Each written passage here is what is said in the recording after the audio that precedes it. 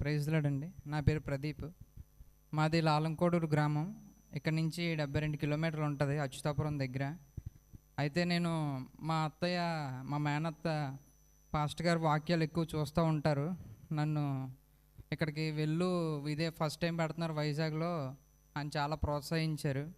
అయితే 8:30 అని చెప్పి ఆ థంబ్నెయిల్లో చూశాను ప్రేయర్ స్టార్ట్ అవుతుందని. అడ్రస్ తెలియదు కదా అని ముందుగానే బయలుదేరి వచ్చాను. దేవుని కృప వల్ల అప్పటికి ఇంకా స్టార్ట్ అవ్వలేదు. అయితే పరిచర్లో చిన్న సహాయంగా ఉండే కృప దేవుడు చూపించాడు. అయితే ఇక్కడికి వచ్చినప్పుడు నాకు చాలా వేదన ఉంది.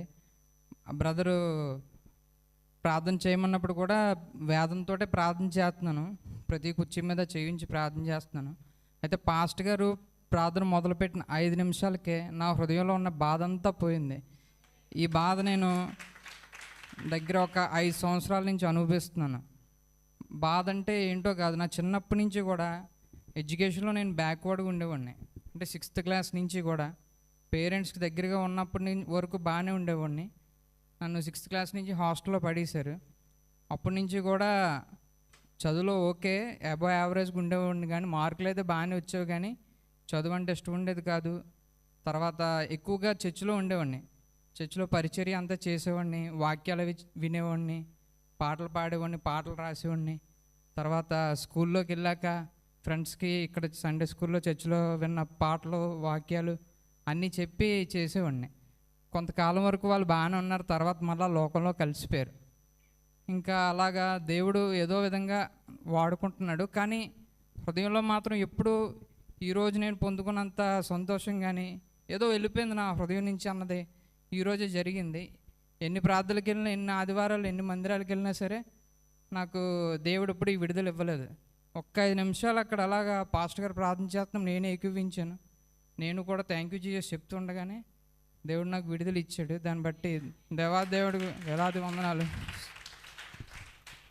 అయితే ఇంకో చిన్నది విషయం, ఒక 5 years నుంచి నాకు నిద్ర సరిగా పట్టట్లేదండి. ఒక 4 hours 6 hours మించి పట్టదు. కరెక్ట్గా 6 అయితే చాలు మెలకు వచ్చేస్తుంది, 5 అయితే మెలకు వచ్చేస్తుంది. కటిన్స్ ఓపెన్లో ఉన్న లైట్గా సన్లైట్ వచ్చినా సరే మెలకు వచ్చేస్తుంది. అయితే నేను అనకాపల్లిలో ఒక సైకియాట్రిక్ దగ్గరికి వెళ్ళాను. ఆ డాక్టర్ గారు ఏం చెప్పారంటే, ఎందువల్ల నిద్ర పట్టట్లేదు, నీ ఏజ్ ఎంత అని అడిగారు. 27 అండి అని చెప్పాను.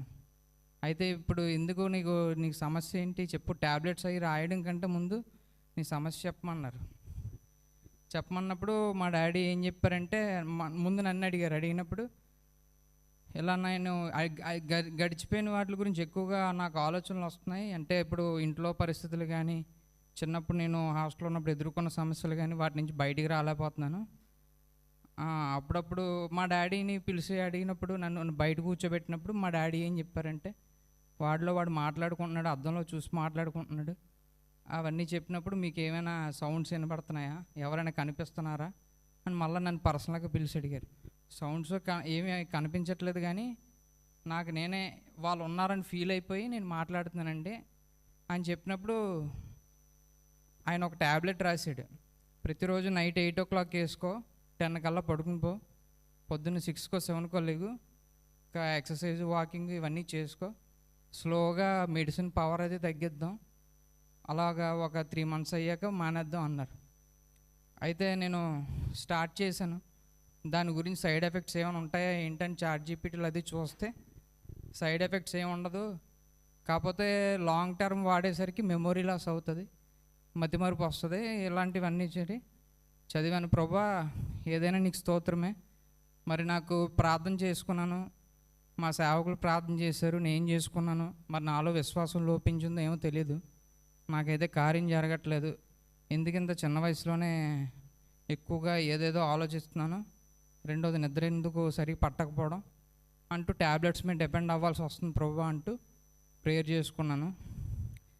కానీ ప్రభు ఈరోజు పాస్టర్ గారు చెప్పినట్టు దేవుడు నాకు స్వస్థ ఇచ్చాడు. దేవునికి స్తోత్రం. ఈరోజు ఆన్లైన్ ప్రేయర్ అంతా ఉండగలిగానంటే కేవలం అది దేవుడు చేసిన కార్యమేనండి. కాబట్టి దేవుని నామానికి వేలాది వందనాలు. ఇంకా చాలా ఉన్నాయి, వీలైతే ఇంకోసారి నేను పంచుకుంటాను. నాకు ఇచ్చిన ఈ కొద్ది సమయం బట్టి సేవకులకి దేవునికి వందనాలండి.